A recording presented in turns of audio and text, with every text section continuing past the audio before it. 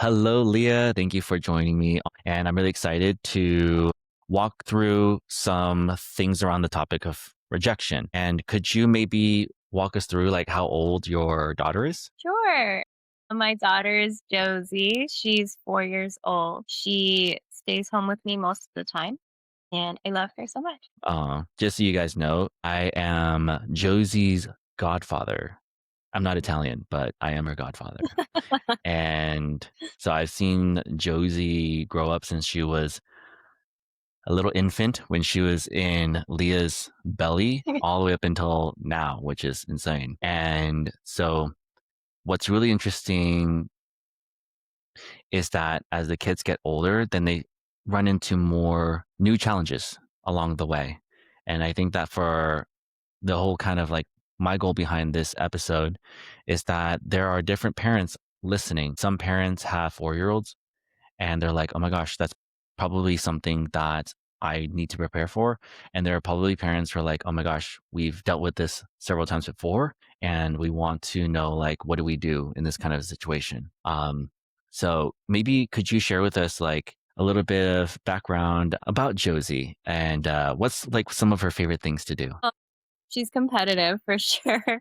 She's in jujitsu right now, and we thought it was going to be a quick thing. She's been in it for like 10 months now, and she doesn't want to stop. That's her hobby, but she likes to run and compete with her brother, compete with herself. She's very competitive, but also she's Yeah. so super sweet and thoughtful. Like she's always thinking about how she can serve the people that are in her house and who's around her, but she does pray for our family at night Oh, and her Uncle Andrew or Nino. I love that she remembers me. And now the topic that we wanted to dive into, and I briefly, like, we had a little bit of a discussion before of like what to do. And I think it wouldn't hurt to go into more detail and cover like what happens, why does it happen, and what would be a great way to kind of guide her in those situations. And ideally, be able to guide herself in those situations in the future, just in case maybe you're dropping her off at school and like maybe some other kid is mean to her or she faces rejection again, but she doesn't have like the Q&A person she could always run to, right? And be able to know what to do in those situations and do it in a way that feels safe and feels calm for her, Mhm. right?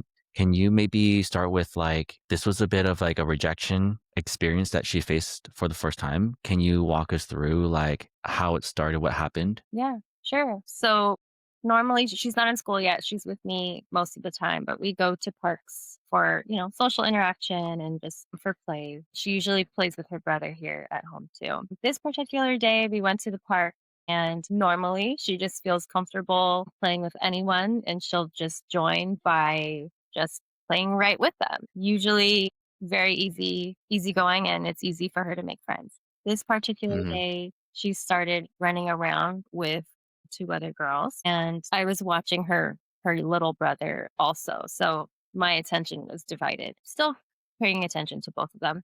But as I was paying attention, I hope. yeah, yeah.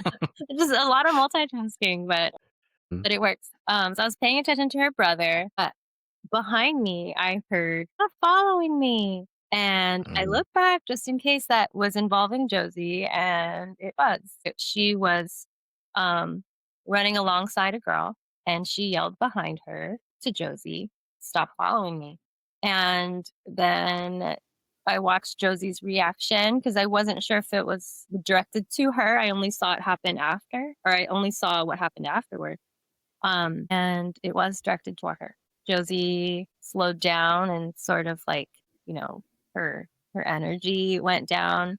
But she was still playing farther away from me. So I wasn't able to talk to her right in that moment. But then a couple minutes later, I saw her just playing in the dirt alone, which is so unusual for her. Usually she's very high energy when we're at the park. So I went up to her and I said, "Hey, was that girl talking to you?" And then she said, "Yeah."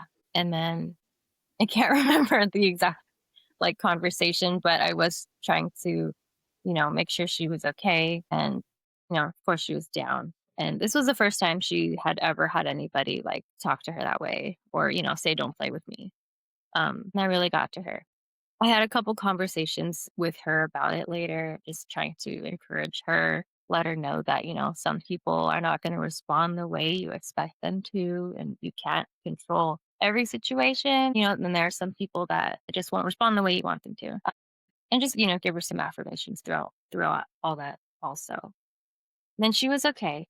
And then before we were going to have bedtime. Usually, bedtime is an easy thing for us. This Mhm, particular night, she asked for milk before bed. I said no because it was so late. We needed to go up already. And she burst into tears, which is yeah, very rare. Like, she doesn't do that out of nowhere. So I had a very strong, I knew it was from what happened that day. So then I talked to her again about it, and I realized it was something that was really affecting her because it was on her mind past that moment. And usually she's pretty good about like recovering from situations, but I could tell it was mhm, really eating at her. So then I talked to her again. We had uh, affirmations at bedtime. Like, I emphasized the affirmations even more that night. mhm, Like, we looked in the mirror, we said, "I am kind, I am strong, I am brave," and just emphasize that a little bit more. And then she was able to go to sleep. She was okay. Middle mhm, of the night, she woke up crying. I could tell that she was having, like, nightmares and was, like, reliving it, which mhm, she does have, nightmares every now and then. mhm, It was just hypersensitive to everything that was happening to her that day, so I could really tell it was affecting her mind, even when she was sleeping. mm. That was Actually about oh, go ahead. maybe a month ago now, and till today, she will ask me to ask kids to play with her. She never did that. Now, even till now, she's hesitant to make friends, and it frustrates me that something so small could affect our children that way. Yeah, For a long time coming. so it happened this was a month ago, and currently or now she's still asking for help to, like, maybe, like, introduce Yeah, today if you too. can introduce her to oh, today too. Yeah.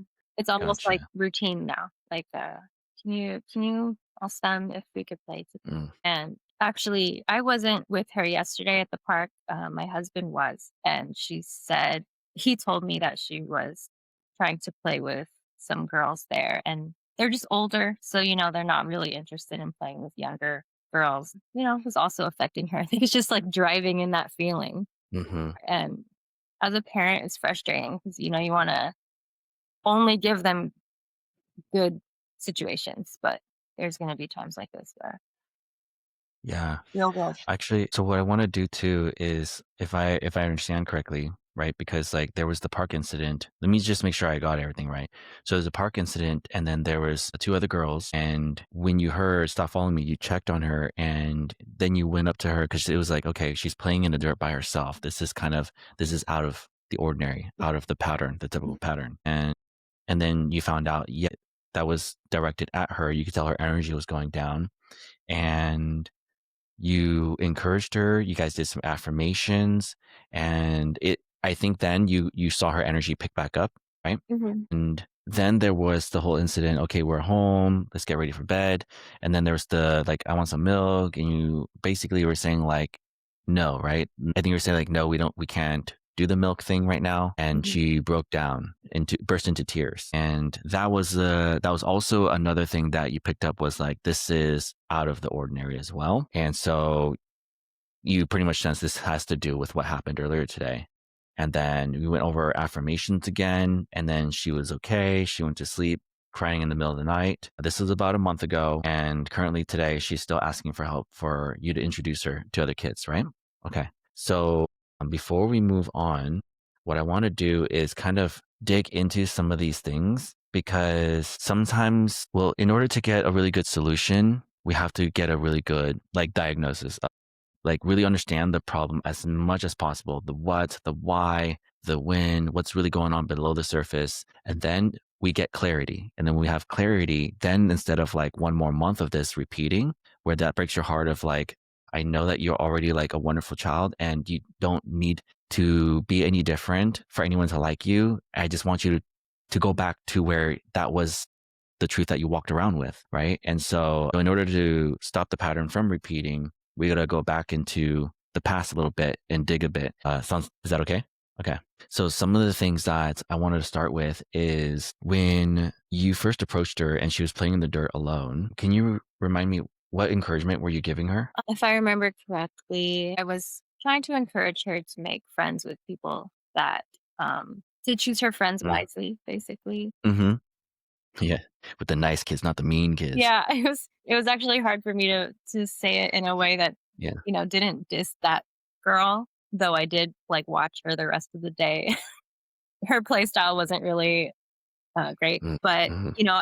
I didn't wanna instill negativity, I just wanted to focus on the positive. Like hatred. Yeah, like, meanwhile, I was upset, Right, right. defending my child, but, like, I didn't want her Mm-hmm. to have any negativity attached to it, so I didn't Mm-hmm. really focus on the other girl, I just focused on Josie, and I was just trying to emphasize, like, there, um, so many other kids here that are good people to play with, maybe we can find other people that wanna play the way that you're playing, and maybe she just doesn't wanna play the way that you're playing right now. Um Mm-hmm. I also didn't want to, like, shelter her from real life situations, so I didn't want Mm-hmm. to say, like, "You're perfect. No, there's nothing wrong with you. It's all her." Like, I wanted her to know that these situations happen, not necessarily because of, like, who you are, but it's just a situation. And so focusing on the positive was what I was really trying to instill into her in that moment. Right. And then also in the other times that I talked to her the rest of the night. Okay, got it. The affirmations, we did the affirmations, and then there was the milk, and then there was the no. And what we were kind of explaining before is that when she heard the no about the milk and she burst into tears when normally she wouldn't, Mhm. just for those who are listening, it if we look at this experience through her eyes, her perspective, the first experience was that I was just enjoying myself, playing with somebody, and then for the first time, I experienced someone doesn't want to play with me. And then with kids, they start to reflect, why doesn't that kid want to play with me? Am I, and it creates doubt. And doubt is kind of like this weed that landed into the garden that full of beautiful flowers. And the weed just plants itself and it starts to grow its roots and it starts to grow. So that first weed per se in this metaphor was that rejection. And so now she comes home, safe place. She hears a no again, and it like triggers the previous experience where she got rejected. And it's like, great, I'm getting rejected even at home. This is her perspective. It's not mama's fault. This is just how is she seeing things. Does that make sense so far? Mhm.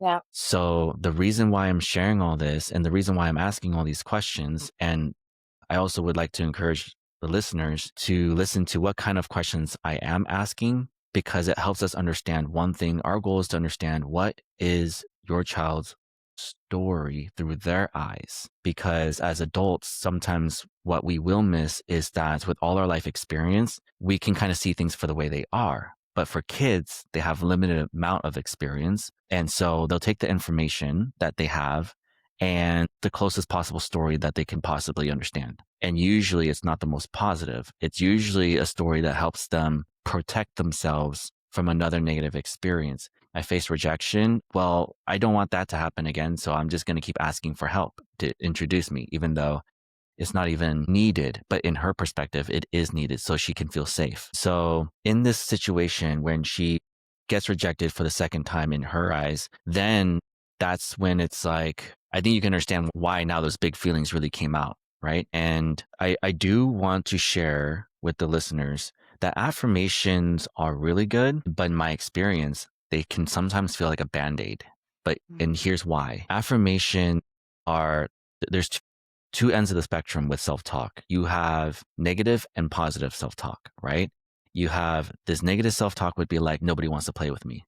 And then you have this positive self talk like, I am worthy. I am likable. I am lovable. I am enough. And for some odd reason, when kids have this negative self talk, like maybe no one wants to play with me, and they have these doubtful thoughts, it feels true. And then when you try to tackle it with the opposite, the positive affirmations, now this second perspective feels fake. The first thing I experienced is the truth. I got rejected. Maybe I'm not likable. Maybe kids don't like me. And now I don't really know if anyone likes me. It's hard to tell now. Before I actually get to know them, I don't know if I'm going to sound weird or awkward or, yeah. if they like me or not. So these affirmations, when you're young, like 4 or 5, in my experience, most kids take it pretty well. And then for those who are listening, and if you try to do affirmations to a 6 or a 7-year-old and above, the older they get, the harder this becomes, because then just through child development, the logical side of the brain, the neocortex, they're now reasoning like, okay, I'm saying it out loud,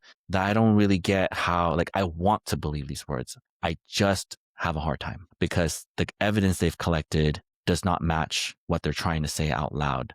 They just feel like, oh, I'm just trying to lift my spirits up, but it just feels fake and it feels phony. So one of the great things is while she's 4 and she's 5, she's not really challenging the affirmations at the moment. However, no matter at what age you are, affirmations, they work well as a preventive, but not so much as a solution. What I mean is, like, if you can start doing affirmations like before any rejection happens, like 12 months below, wait, no, just kidding. 12 months below, you're not talking 12 months and up. I mean, so 12 months to like 4 years old, I think this is a prime time to just keep repeating the truth to them. You are amazing. You are lovable. You're loved. You're like, basically there's no mistake about you. There can't be a mistake about you, right? And then that becomes their story. This is my identity. Like, I am likable, I'm lovable. So I'm a little bit confused where your rejection is coming from, or why you think that about me. It doesn't really make sense. Right. Then that becomes like you have this armor around this squishy flesh, right? So the flesh is the self-image, what a kid thinks about themselves. And then the armor around the kid is more like the story they tell themselves. Well, it's their identity of who they think they are, but that's created from the story that they've been telling themselves based on the evidence that they've been collecting. So going back, why does she have this second burst into tears after you said no to the milk? So that's what I want to get to real quick. And then the nightmares, like, why? Why is this? Mhm. Why does it keep lingering? And then this gives us clues to why this continues to linger today. So is this interesting, by the way? So interesting.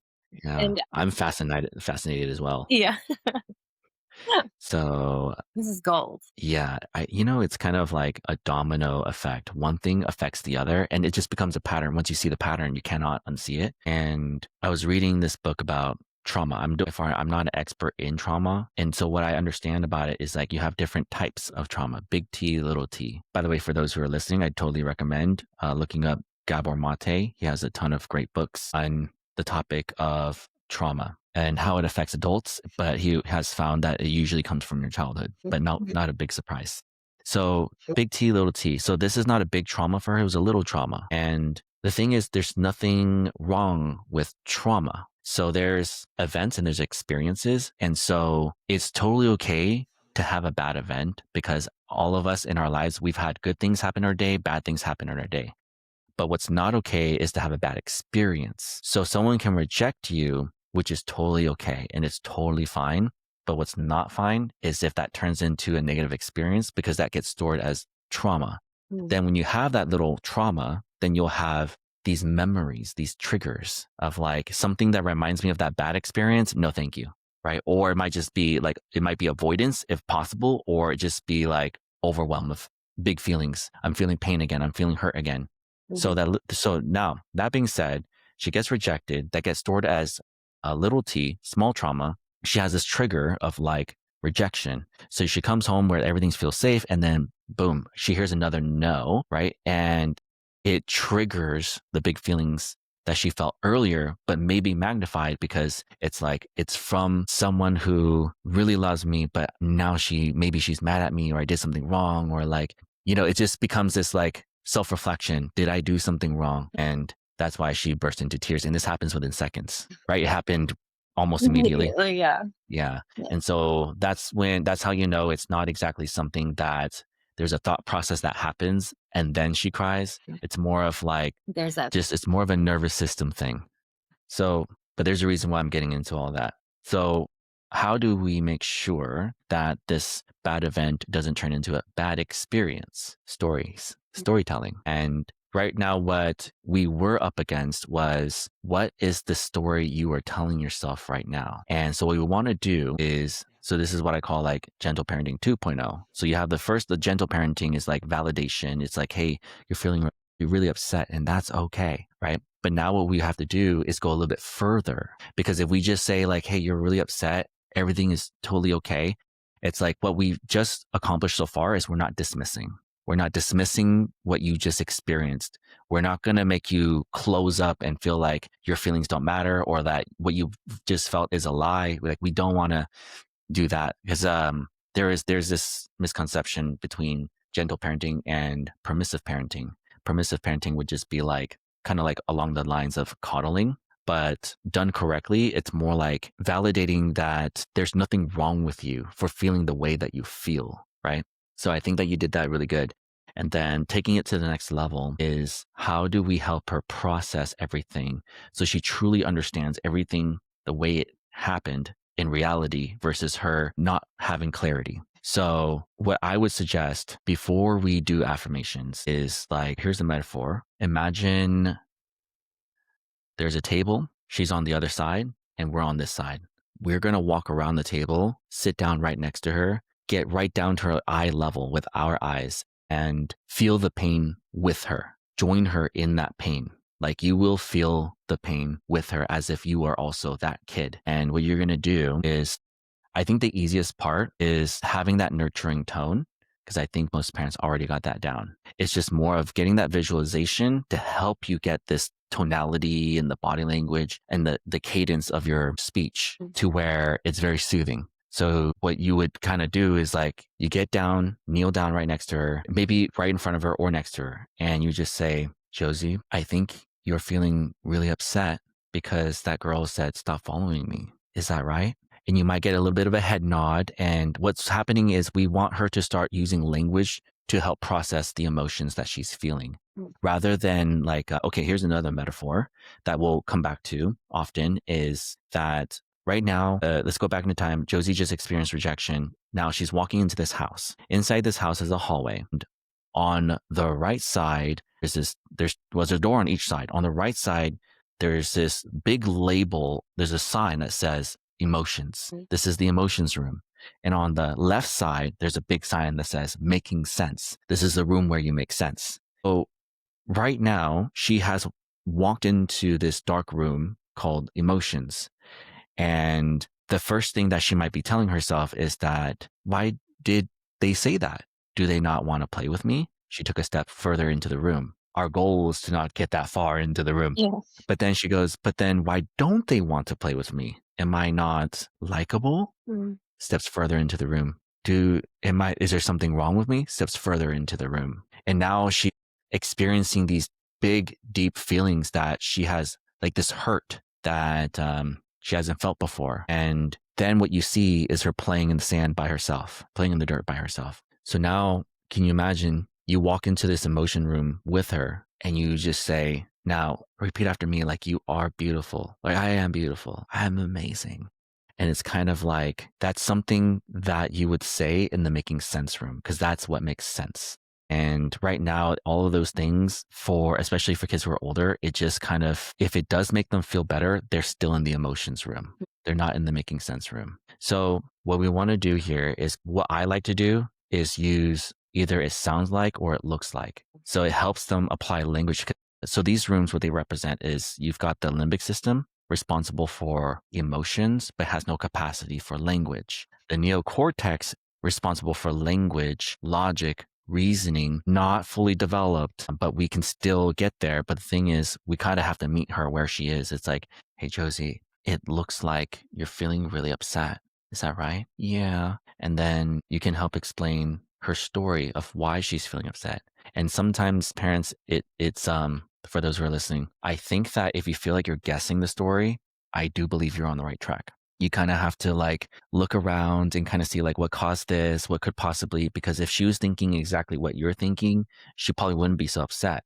So you kind of have to look at it from her perspective, like what could she be thinking that hurt her so badly?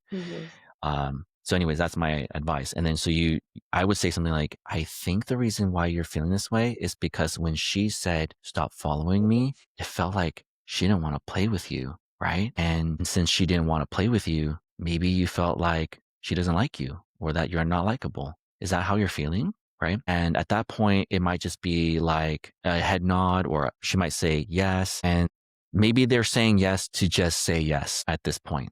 And because they don't really, maybe she can't really pinpoint exactly like, yeah, you're right, but she's going to follow along with some kind of a story. This is okay because there's only two steps. We're going to explain the story through her eyes, and then we're going to reframe it using cognitive reappraisal. It's like, hey, this is what you're experiencing. And then you go, well, but here's what is really happening. Okay, so if we put it all together, Yeah. okay, so it goes Mhm. from validation and then cognitive reappraisal. That's the like gentle parenting 2.0. Mhm. Okay, so here's the like the gentle parenting part with validation. Hey, Josie, I think you're feeling really upset, and that's okay. I think it looks like the reason that you're really sad is because when she said stop following me, it felt like no one liked you or that she didn't like you. Is that right? Yeah.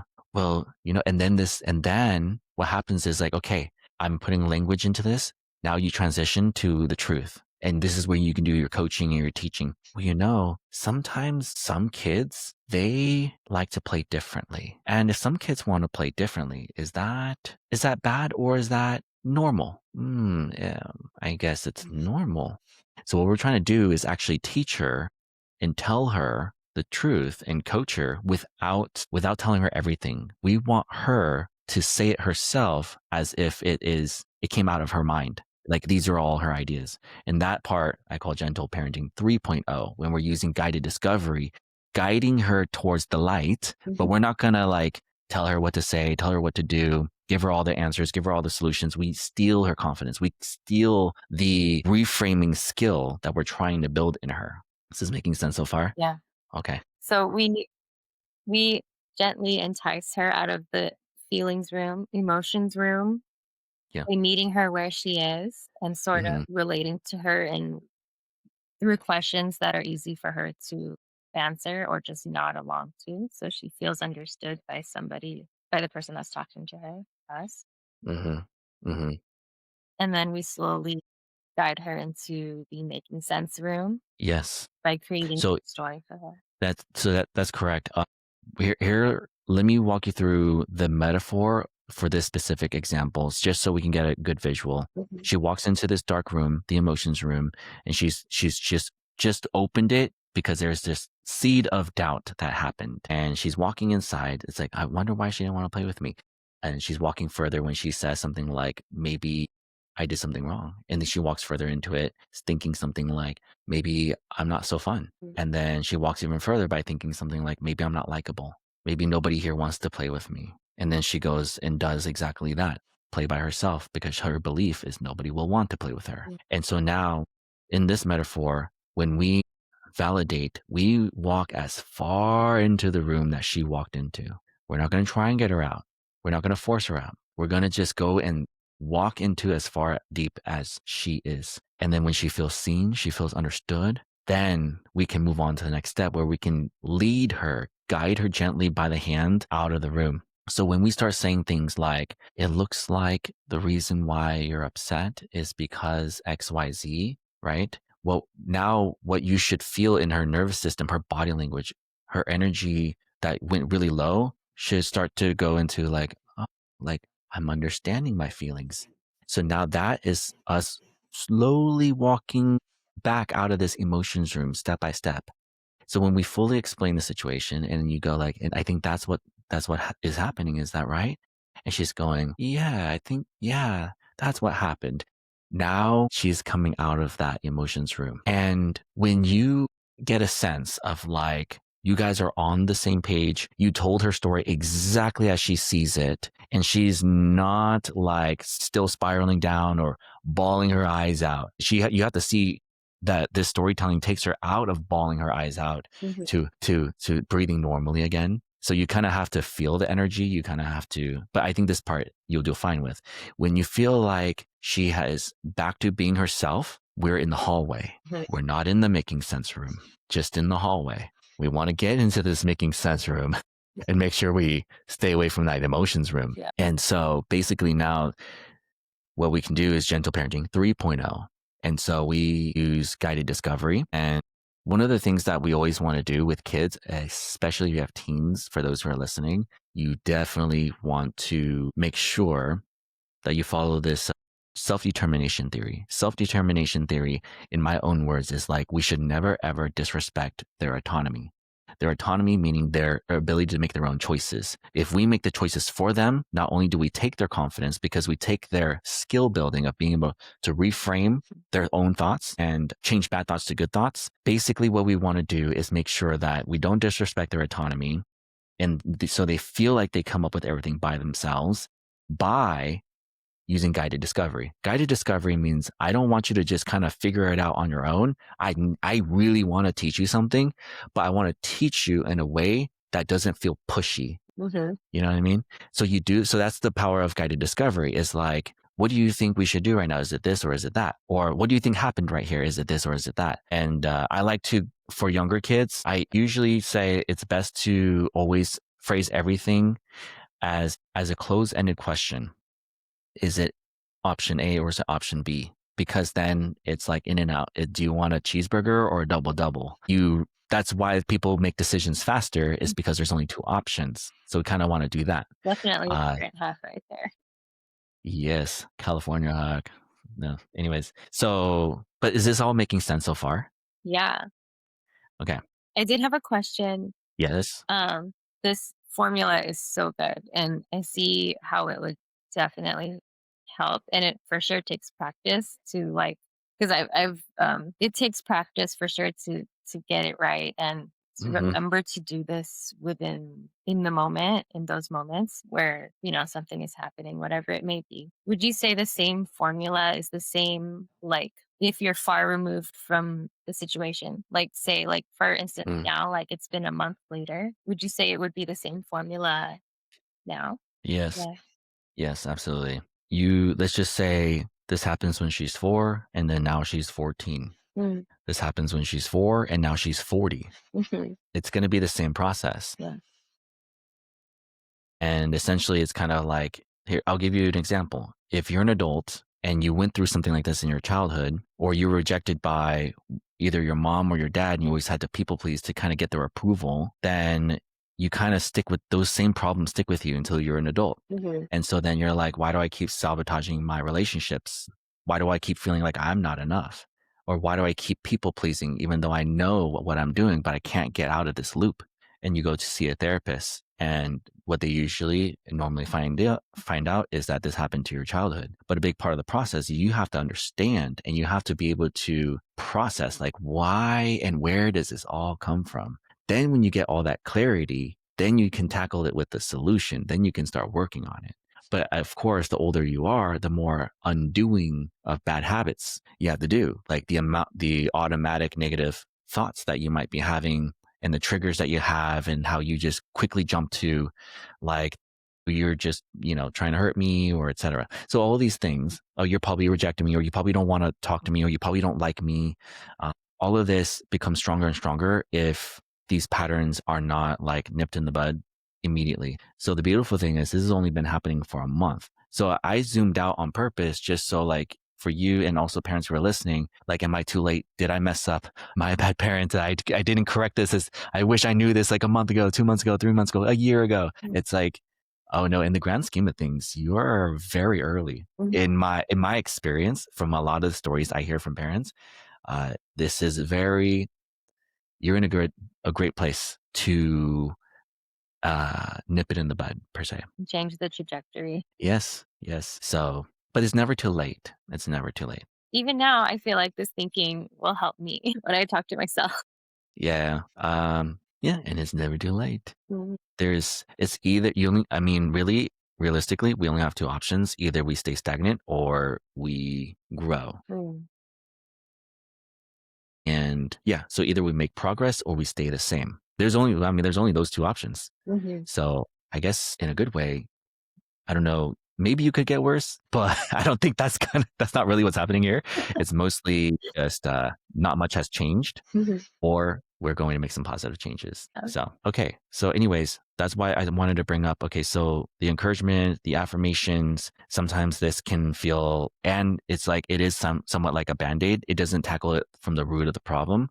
The Mhm. root of the problem is, what story is she telling herself that keeps walking her into this emotion room, which is why when you try to introduce logic and help and coach and teach, it's kind of like sometimes it feels like it just goes over her head or in through one ear and out the other ear. It's just we haven't met her where she is completely. And then once we do meet her completely, we walk her, we get her story right, we get her to the hallway. Now getting into the making sense room. This is ideal. Most situations, you might not even have to do it and everything's fine and dandy. And then she's back to playing again. Right. And I would prefer, if possible, like, hey, before you run off and play again, like, let's walk, let me coach you on this to make sure that next time it happens and I don't see it, you can handle it by yourself, like with competence. Let's see if I can gather my thoughts. I can see how this thinking also applies to my child, my 2-year-old, on a very Yeah. simplistic level, like when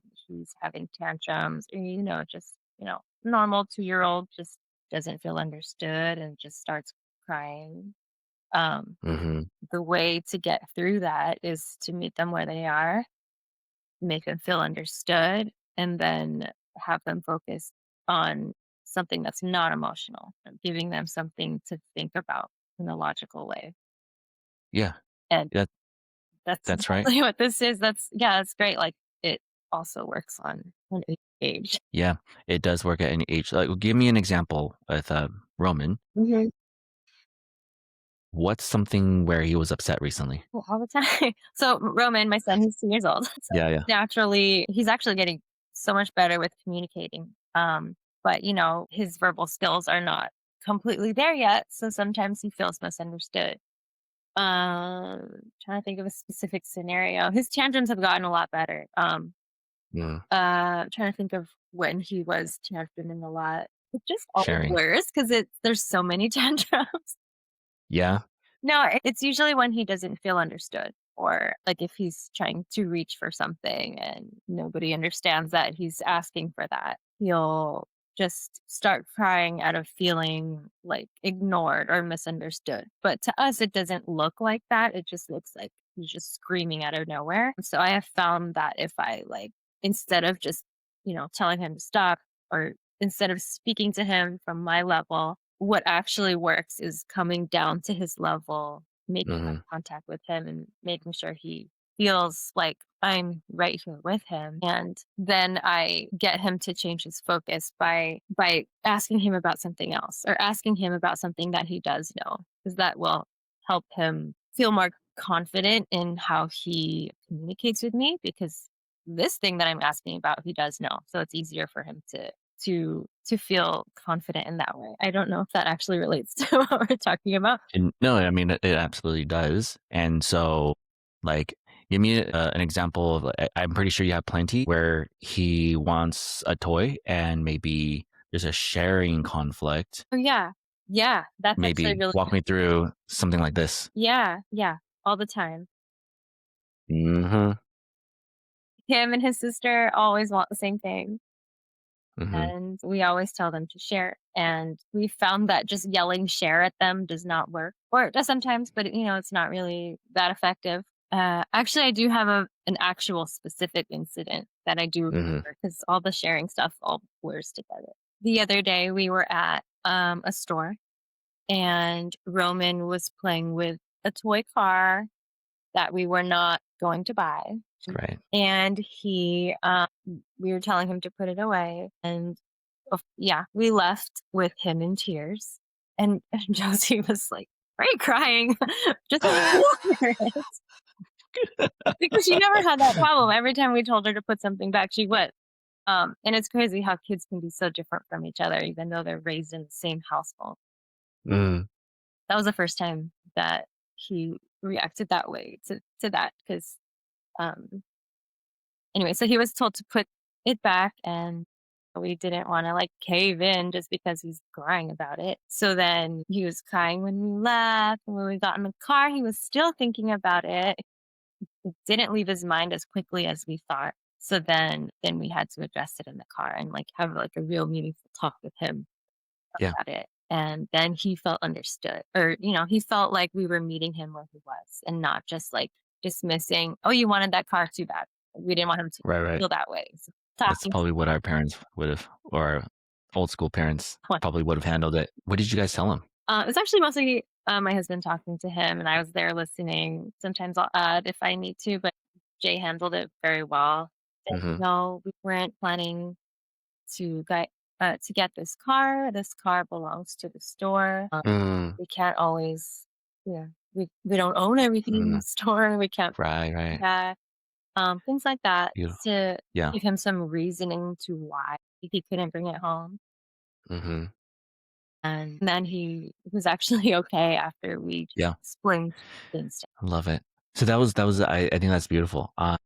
Because I was thinking something along the same lines because when you're 2, you don't have this concept of like there's a store, people work at the store owns these toys, we don't own these toys. him. In his world, it's like I see a toy, I play. This looks like fun. And then it becomes this like, wait, why aren't you letting me have this toy? Mhm. When you usually let me have this toy. I don't understand. And it becomes this really big feeling that he experiences. Yeah. He And felt like at that point, punished. yeah. And like, even if you are 2 years old or 20 years old, sometimes there's this lack of ability of being able to properly explain why you feel the way you feel. Because when you're in the emotions room, the limbic system has no capacity for language. So being able to explain it is very hard. But when you have somebody else, another person help you process what you are experiencing, that helps you calm down because now you get more clarity. So what Jay did right there is exactly that. He helped him get more clarity on because he went inside his shoes and was like, why is he being really upset? Probably because his reality is that at home it's like this, but then at the store he doesn't get that. This doesn't just we can't just bring everything with us, Yeah. right?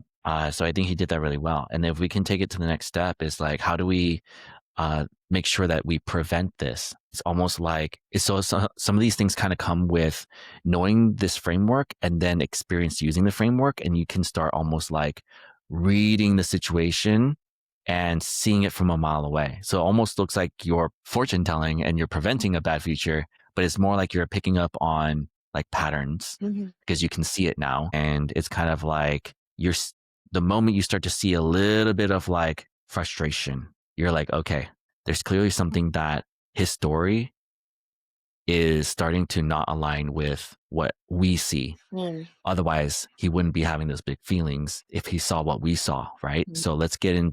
So then it becomes like, okay, you get down to your knee, you go to this eye level, and you do the same thing. It's like, hey, Roman, you're looking like you're a little bit upset.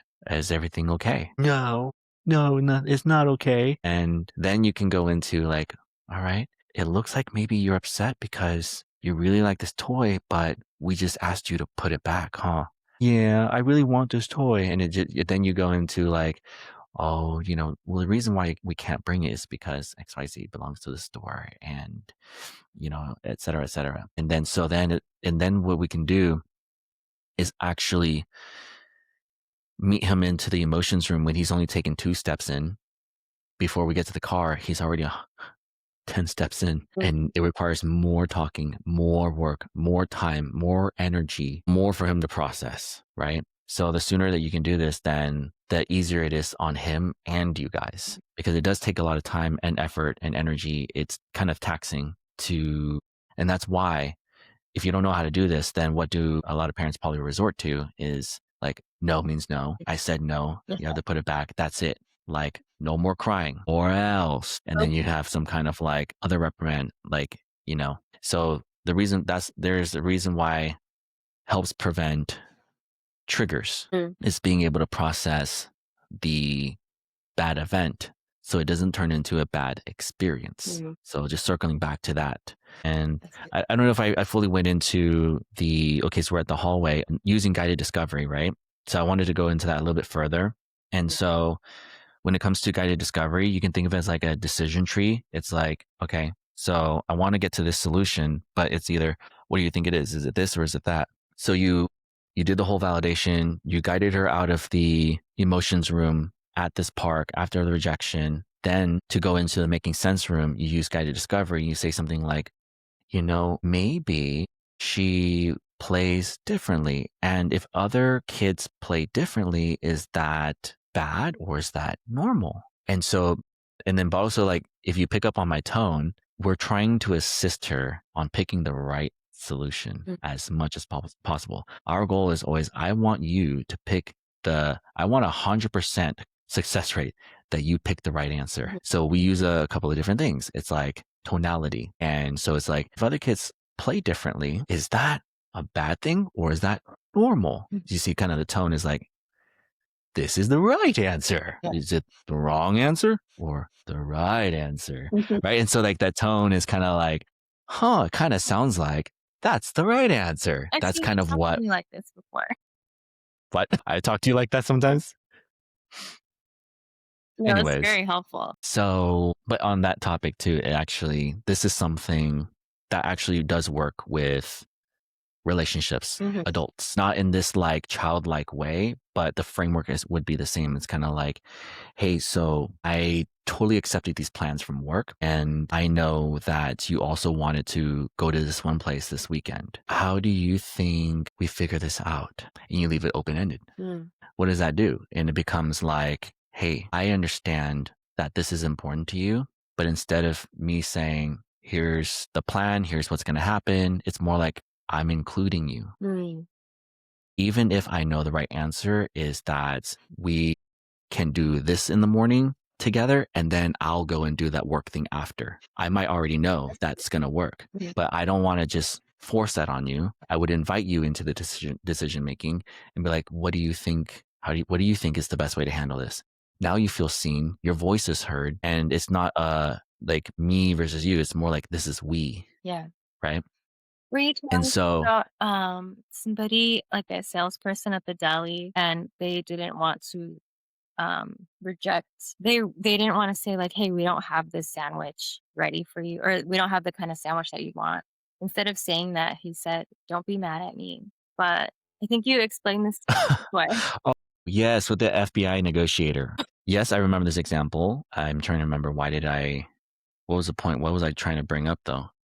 That was like sort of instead of just like rejecting them right away and saying like, hey, we don't have this sandwich. Say Yes. So this is a technique. I don't know what he calls this, but I teach the kids that this is called dramatic labeling.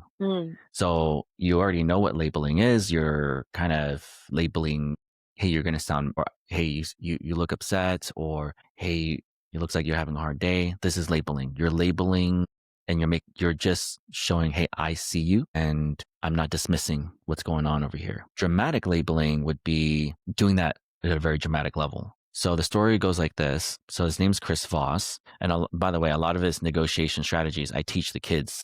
that's awesome. And basically the way his story went was that he was at the deli and he was ordering this salmon, but apparently the guy was like prepping it and all this. Then Chris was like, man, I kind of like changed my mind. I know this is going to really like annoy this guy because he just went through all this work to prep all the like the fish for me, put everything together. So he's like, so what he did was he said, hey, I'm going to totally sound like a jerk right now. I don't want the salmon. And then the deli guy was like, yeah, no worries, man. And so he took it really well. So the reason is because he was labeling that I understand this will probably make you really mad. I'm thinking about how you would feel. But he also did it in a way where like, hey, but he made it dramatic. It wasn't like, I think you're going to probably get a little bit upset.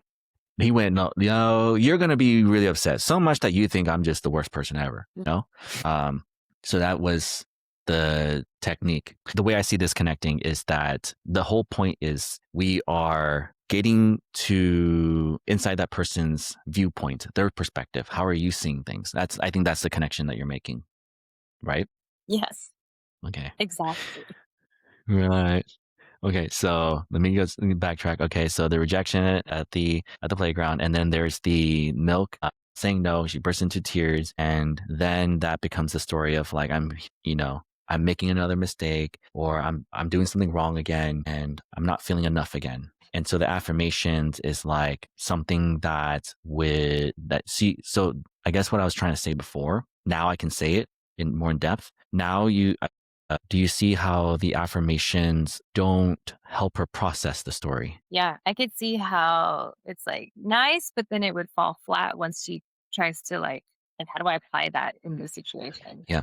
So when the situation happens again, it's like, well, the story is still the same. Yeah. We never did cognitive reappraisal. We never changed the story, but we can't change the story unless we first understand the story, Mm. Mhm, which is why we kind of have to go in this like order. mhm, And I think probably the most challenging part of all of it is guessing the story because sometimes we can be really distracted. We have a lot of things going on. It's like that's not just the only fire that just came up in the moment. And so we kind of have to go into detective mode and go like, what is causing this meltdown or this spiral or these big feelings? But then once you start to get the hang of it, you're like, I can probably guess exactly what happened.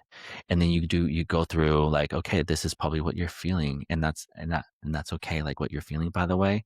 And I think this is what's going on. And then, okay, well, so in this kind of situation, what do you think we should do? Do you think we should maybe do this or do that? Or if they want to play differently, is that bad or is that okay? mm, And so then if they want to play differently, then what should we do next? Should we maybe just play in the dirt and be sad or play with someone else? But yeah, but nobody else is at the park. mhm, Okay. But do you want to play it by yourself or do you want to play with your brother mm, or with mom? Right. So now it's like what we're really trying to do is like get her to build the skill of like, now understand next time I feel this way, it's probably because this story. So we're building long term emotional resilience because we're also teaching not just emotional intelligence, but emotional awareness. Being able to attach words to what am I feeling right now rather than just letting everything explode like a volcano that is just like Wreck It Ralph and just a bunch of Mentos falling into the Coca-Cola volcano, just exploding. yeah, So what we want to do is tackle that. So that's why affirmations tend to not work in terms of it helps you feel better, but then it doesn't change the story. mm, So now let's get to the good stuff. The good stuff. yeah, What do we do now? Because it's been a month, not too bad. She's still asking for help. Can you like introduce me and introduce me to these kids? Which by the way, when she asked for that, how do you feel? honestly, it's made me braver because I don't normally reach out to strangers. She's forcing you to work on your social anxiety. Maybe it's for a reason. I used to be like, "No, you go. Funny. You go make friends." Then I'm like, "Okay, maybe I should, like, show her how." Yeah. So today and I noticed that I need to speak up because, um, Mm. this is something I struggled with as a kid. Oh, very shy and soft-spoken. I still am now. I can do it And to awkward. kids. I'm just kidding. Yeah, a little awkward. And I think, I learned to be that way because when I was Mm, Josie's age, I was confident, and then mhm. happened I don't know what happened, but I'm sure something Bad experiences happened, and those bad events happened, and those turned into bad experiences. yeah, no one took me out of the emotion room. But, I'm Well, really glad to be learning these things now because mm, like you said, it's never too late, and they're really helping me as well, and it helps me put them into practice as I talk to Josie and eventually mhm, but yeah, so I am learning confidence also through this and, like, because Josie's, like I'm learning with her everything that she's experiencing, I'm experiencing for the first time as the mom. So now I'm like more confident, going up to random people and introducing her and, asking to play. Like it's more normal now. I didn't have to do that before. She was so great. But, good things can happen from challenges. and basically yeah, it's a beautiful thing because now you're both gonna be growing together. Mm, yeah. So basically now what you can do is, and this is the wonderful thing. While you're walking to the park or driving to the park, you already know that this is an opportunity to do cognitive reappraisal. Mhm. And you now get to use what you just learned and help her in a way that feels good to her, right? So you can do this in the car ride before you get to the park, or you can get to the park, you kind of unload everything, and then she gets out of the car, and then you just like, you get down to a knee and get down to her eye level, and then you can just start walking her through. Like, hey, there are other kids here at the park, and you might be wondering if they want to play with you, right? Because I think this is where her head's at, right? And I'm literally like with you, just kind of doing the whole guesswork. Yeah. So that I think this is kind of what I would say based off what I do know so far. I would say something along the lines of, hey, Josie. And also with my tone, I don't feel like I need to go into like, hey, you're probably upset. Because right now I think we're totally a full reset. She's not upset at the moment. We're just preventing feeling upset or feeling worried or feeling doubtful. So, hey, Josie, we're at the park. How exciting. And there's other kids here. You might be wondering if they want to play with you, right? Yeah. And then you'll probably want to ask me to help you, right? And she might go, mm-hmm. And then maybe I would say something like using guided discovery, because let's just say, well, let me ask you, what would be the thing you want to teach her in this moment? And then maybe I can help you figure out the guided discovery part. I guess confidence in herself as a playmate, confidence that she can sort of enter a situation and anything can happen, but whatever happens, it'll be Mm. So whatever happens, it'll be okay. okay. Got it. So then we can use guided discovery. And the way that you would do this is we want her to know, like, whatever happens, everything is fine. Kind of meaning like if someone doesn't want to play with you, it doesn't mean you're less of a person. Like, right? It doesn't change who you are. So that's the correct answer. Now we need to think of what would be the wrong answer so we can give her the wrong and the right answer. Like, what would you say is the opposite of that? You're terrible. Okay, this is good. So those who are listening, I'm breaking this down so it's easier for you to kind of go, what should I ask? Because sometimes if I don't properly go through this, then I think that those who are listening might do this incorrectly and start having a hard time getting stressed. And the reason why we want to pick a wrong answer and a right answer is because if I asked you, hey Leah, where do you want to go shopping today? Home Goods or Target? You can only pick one. We only have enough time for one. There you go. Yeah, go ahead, pick. Let's go to Target. Is that an easy answer for you? Oh yeah. What's another store you like? I don't know. I don't go shopping that much. Home Goods and Target is a good one. Okay. What about Target or the mall? Okay. Do you like the mall? Yeah. Okay. So what if it's like, okay, Leah, we only have enough time to pick one. Are we going to the mall or are we going to Target? You got to kind of pick now. Target. Okay. Nice. So I would say that took you maybe 3 or 4 seconds to make a decision. Not too bad. At a kid level, it would be dramatically longer. So let's just say now I say, hey, Leah, we only have enough time to go to one place. Do you want to go to Target or do you want to go to Walmart? Target. So it's like, it's easier for you to make that decision faster because it's like, well, why would I want to go to Target? Why would I go to Walmart? I would way rather go to Target, right? And so this is just because I know this is kind of like you would much rather go to Target than Walmart. Not for those who are listening, ain't nothing wrong with Walmart, But knowing your child is like, this is, you know that they're going to pick, okay, they're obviously going to pick this is the wrong answer and they're going to pick like this is the right answer. In their own head, there's going to be obvious to them. So we want to minimize as much as possible that they don't pick the right thing. If you give them 2 good options, that's not very helpful. Just give them 1 correct option, 1 completely terrible. Okay, so here's how I'd say it. So the cognitive reappraisal, meeting her where she's at. Hey, I think that maybe you'll feel nervous and you're not sure if other kids will want to play with you, right? Mm-hmm. Yeah, and you'll probably want me to help you out. And so, when we get closer to the other kids, what do you think we should do? Do you think that maybe we should, what was the wrong answer you gave again? Oh, that you're a terrible person. Okay. Let's just say you walk up to another kid and you're like, do you want to play with me? And then they're like, no, thank you. Do you think that makes you a terrible person? Or it just means they want to play something else? They just want to play something else? And it's like, sometimes you kind of get like, oh, maybe maybe I am right. They just want to play something else. It's like they're convincing themselves, right? Yeah. And then it's like, okay. And if you play something else and then some other kid says, hey, I don't want you to play next to me. Now, is there something wrong with you? Or is that person just being mean? Well, yeah, they're just being mean. That's right. And if someone's being mean, are they a bad kid or just a kid making bad choices? Bad choices.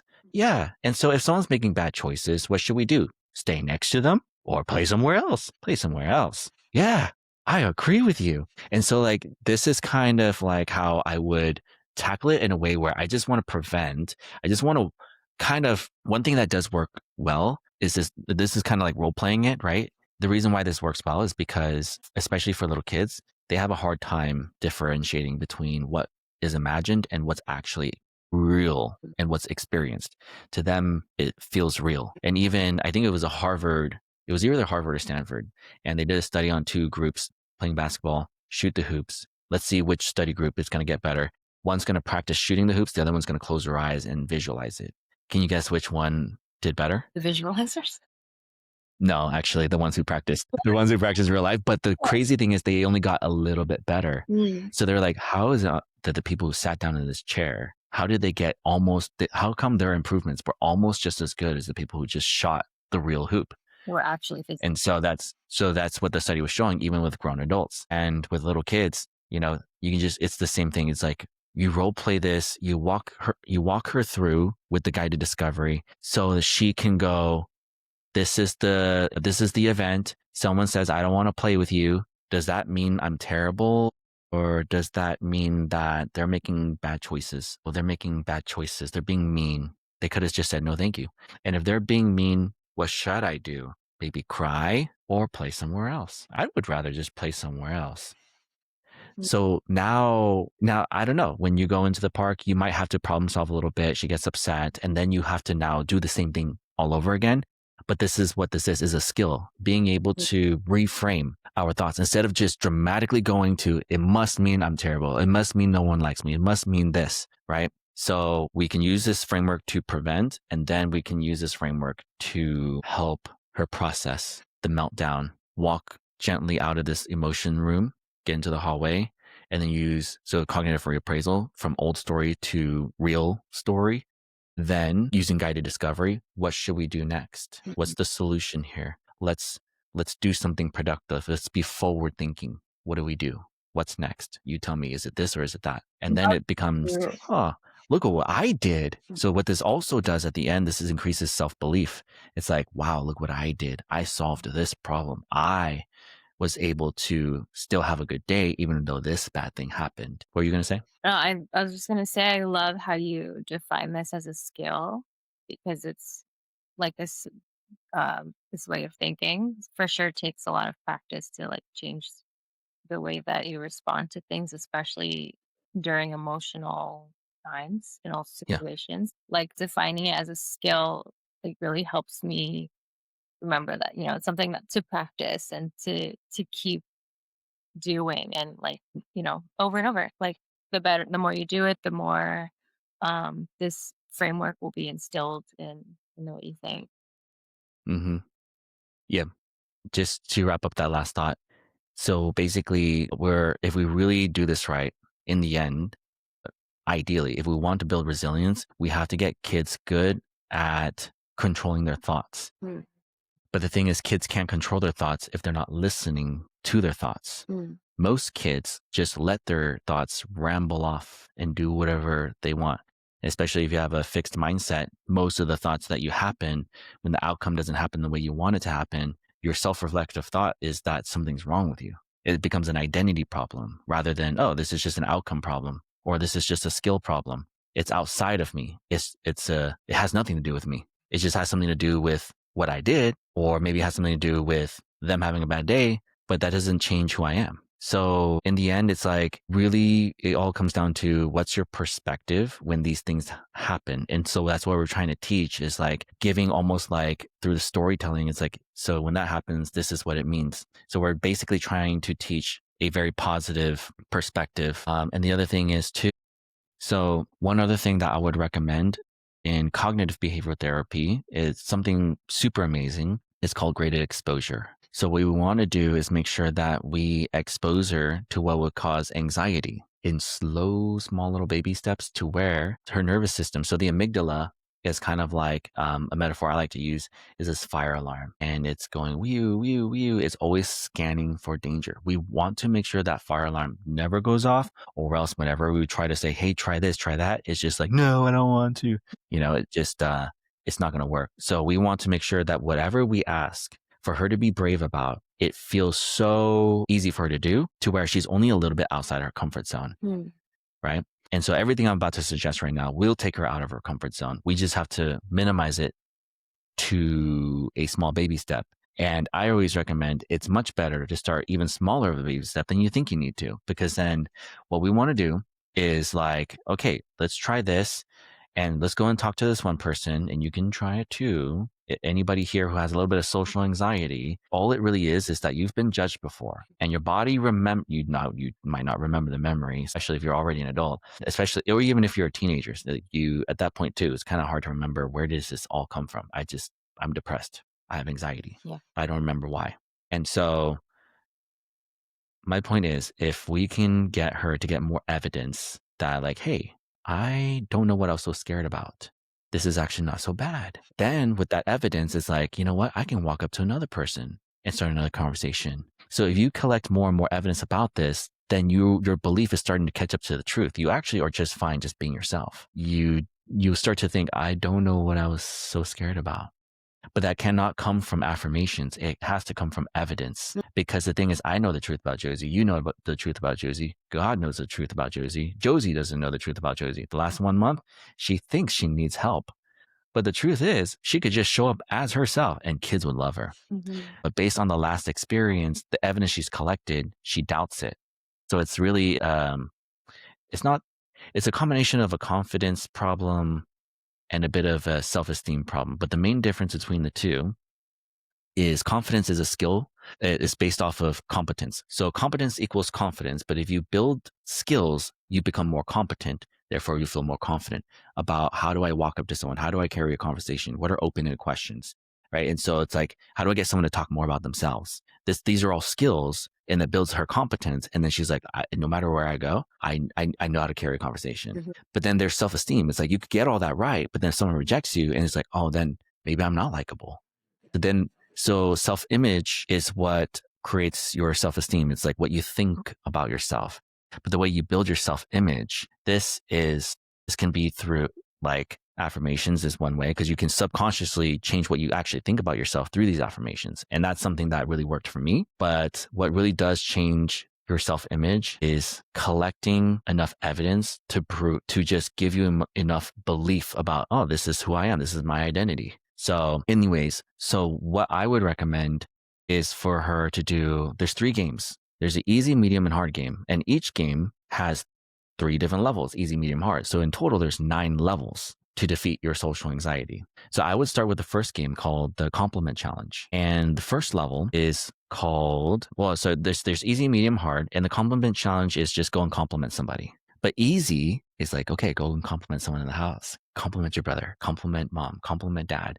Make sure it's real. Like, honestly, look at the person and appreciate something about them genuinely. Is it mama's hair? Is it daddy's big muscles? Is it your brother's smile? Say something like, I like your smile. I like your, it's like, so as long as the inner compass is aligned and correct, which is, I'm not trying to please you. I'm not trying to make you my friend. I just want to leave you better than how I found you. It comes from a servant heart, giving heart rather than a taking heart. I need you to be my friend. I want you to become my friend. That comes from a place of lack. But but truly a place from abundance is like, I do not need you to approve of me. I don't need you to like me. I just wanted to make your frown turn into a smile, turn your frown upside down, or I wanted you to go from a good mood to a great mood. So the compliment challenge, why it's so highly successful is because it's very difficult to go and compliment someone and they'll go like, don't you compliment me. It's like the chances of that's really, really low. So if that ever does happen and she's complimented 10 people and then gets 1 rejection, then it becomes like, well, logically, if these 10 people liked what I said, then maybe your negative attitude is not about me. Maybe you're just having a bad day. It doesn't become, I'm going to force myself into believing that I'm likable or that you're having a bad day. It's more like, look, I just have all this proof. It's undeniable. Like I can only assume if 10 good times versus one bad time, maybe it's a you thing and not a me thing. Right. Mhm. And so easy is go compliment someone in the house. You're feeling way too nervous to compliment somebody like a stranger. Medium is go and compliment someone you haven't seen in a while. Our neighbor, go compliment our neighbor. Compliment uncle that you haven't seen in a long time. Compliment someone that you're familiar with, but you're not that deep into a relationship with. So we got to venture from hot relationship to cold relationship. Hot is easy because like, I know you're not going to reject me. Cold is like danger zone. I don't know what you're going to say. I don't know you. I don't know what you like. I don't know what your interests are. Are we even alike? Are we opposites? None of that even matters. She just needs to get proof that like, okay, hard mode, go and compliment a stranger. Like when you go shopping at the store, you go to Amazon Fresh or you go to the mall, go and say something to the person who's like the cashier. Say, what do you want to say? Like, do you like her glasses? Okay, say that. Oh, I like her glasses. And they're like, oh my gosh, thank you. And it becomes this positive experience. Yeah. And it becomes proof that, hey, you know, I didn't know her and that felt good. I made her smile, right? So the compliment challenge is a great way to get evidence that talking to brand new people ain't so dangerous. Yeah. Especially like if those who are listening, you got a kid going through like the hallway in elementary school, middle school, then it becomes like, hey Johnny, I like your shirt. Hey Jackie, I like your binder or your backpack. And now you become this magnetic kid. And even though you might be nervous, man, I might sound really weird right now, but then you compliment you're in passing, there's no opportunity to stand and get awkward. You just say, I like this up. I like your shirt. Thank you. And you keep walking past each other. Well, perfect. Cause I didn't know what to say after that, you know? So sometimes like the compliment challenge is perfect for these little moments where you don't have to be skilled at talking to people and starting conversations and having follow-up questions because that truly is a skill. Like that's why it's saying like, just go and say hi. It doesn't work. You can replace go and say hi with compliment them. And when they say thank you, just walk back over here. That's great. Right. Yeah. Yeah. I am excited to use that with Josie because I feel like she's gonna love that. Yeah. She is going to love it. Almost every kid who is like kind, caring, they love this. They love that. They love helping people because this is really what the perspective is. I'm not looking for anything from you. I just want to make your day just a little bit better. If I can just do that, I'll be happy. Right. And then the medium game, this is the best friend challenge where it's like, okay, Josie, who's your best friend? Can you think of a name? And then and the other option for the best friend challenge is like, just pretend like they are your best friend. It depends, whatever works better. There's two versions of it. And it's like, okay, who's your best friend? Oh, your best friend is Jackie. Okay. So we're going to this brand new swim class and I want you to talk to Jackie or talk to that girl over there that you've never met before. Talk to her like, pretend she's Jackie. Oh. Talk to that boy, pretend that's Jackie. So what does that do? It skips the whole like, I don't know anything about you. Am I going to sound weird? Am I going to sound awkward? What do you like to talk about? You know, are we opposites? Like what kind of jokes do you think are funny? Skip all of it, bypass all of it. Just be you. Just be Josie. Yeah. Oh, I love that. Yeah. So we're bypassing a lot of the like overthinking. Just be yourself. Becomes more than just advice. It becomes, I know how to do it. And then, so there's easy, medium, hard for this too. Easy is like, all right, in the house, try the best friend challenge with someone in the house. Medium, go and try that with a neighbor, someone that you're familiar with, that you kind of feel safe trying this with. And then hard mode is, let's try this at some girl that you've never talked to at jujitsu. Try that with someone in your classroom. Try this with that other girl at the park. Pretend like that's your best friend, or pretend like you guys have been best friends since you were babies, something like that. Yeah. Right? Then we won't have time to go into the third game, which is the question challenge. That one is deeper because this is actually about skills about how do you get other people to talk about themselves using open-ended questions and getting them to share more about so you kind of have to stop talking about yourself and start thinking about how can you get them to talk about themselves so they can feel seen, heard, and understood. But the whole thing is like, so the best way to make friends is to try not to make friends. So if you're Mr. or Miss Introvert, perfect. You don't have to do a whole lot of talking.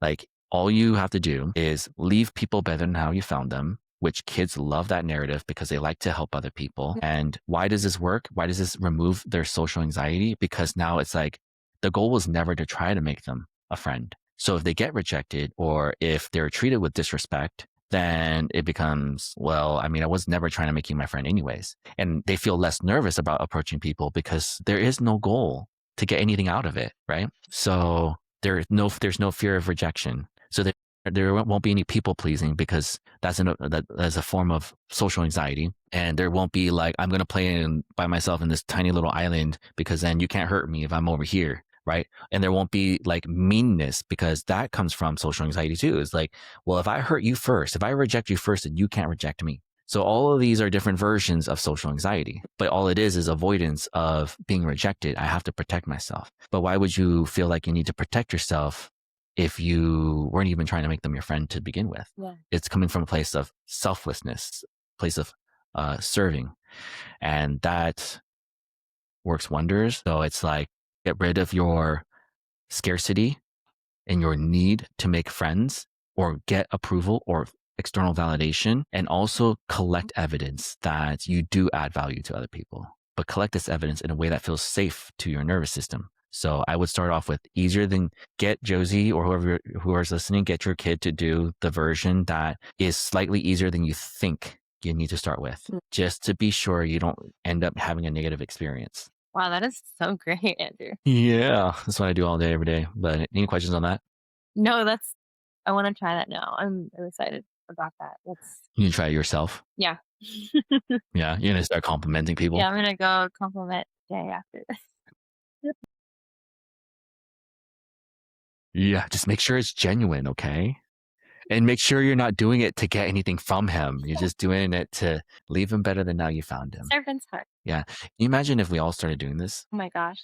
The world would be such a better place. Yeah, of course. But we're all our own favorite topics, which is kind of where the problem comes from. This is where social anxiety comes from because we're always like, but what do you think about me? Are you gonna like me? Am I gonna sound weird? It's all like me, me, me, me, me. Yeah. So it's really what the kids are like, and then kids are even more self-centered. So it's like that's why as soon as one negative experience happens, it's like this is where all this social anxiety is coming from. It's like I'm really worried about me, me, me. What do you think about me? Are you gonna like me? Are you gonna approve of me? Yeah. And then as long as this doesn't turn into, well, maybe I got to adapt so that way you do approve of me. Maybe I got to give you all my things. Maybe I got to be really, really nice. Maybe I got to be really agreeable, give you my lunch money, give you my toys. And then, yeah, I want it back, but I won't ask for it back because I'm afraid that you won't want to be my friend anymore. These are all very common stories I hear every day. It's a Yeah. really good thing that's So, what you're doing here. oh, thank you. So just to recap, the main thing is the validation, the cognitive reappraisal, changing the story. Then finally, we can get to solutions, which is then we can use guided discovery to make sure that we never disrespect her autonomy or, your child's autonomy. And you now know that you can use it in a way that you can nip it in the bud as soon as something happens. Someone's looking like they're having some big feelings starting to come up. Then you can just like get down to their level and get on their side of the table, walk them out of the emotions room and into the making sense room. And now you also know through graded exposure, how can you help her get back on her own 2 feet and believe that she is already enough the way she is. Okay, cool. And if you could leave the last question, if you could just leave one bit of encouragement for the parents who are listening, what would that be? Oh gosh, probably what I have been telling myself a lot lately is parents out there, and including myself, to just be fully present. And you are your child's advocate. You know them better than anyone, and they feel the safest with you out of everybody in the world. You are their parent, so you never need to feel bad about showing up fully because that's exactly what they need. And just meeting them in their eye line and being right there with them. That's our biggest duty. And that's what I have to tell myself all the time.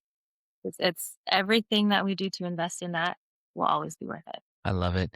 Thank you so much, Leah, for sharing that. And thank you for being here and sharing your story. And I think all the listeners really appreciate it.